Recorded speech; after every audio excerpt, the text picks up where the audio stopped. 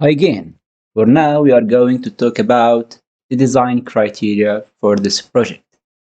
Reinforced concrete 3 floors office. So this is our building that we are gonna build and design in Etabs. The floor height each 4.1 meter. So we have 3 floors of 4.1 floor height.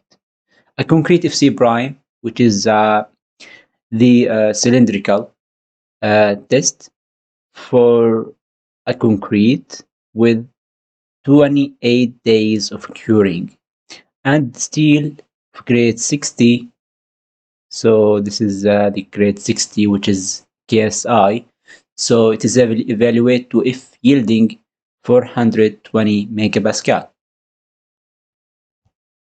The reinforced concrete that we have two shear walls of thickness 0.35 or 350 millimeters.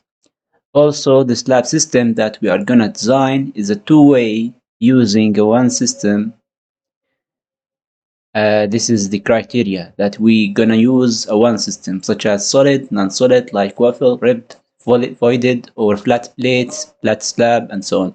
But because the thickness that we evaluated, or it will be zero point 0.4 millimeter, zero point 0.4 meter, which is 400 millimeter, and this is so high to be solid.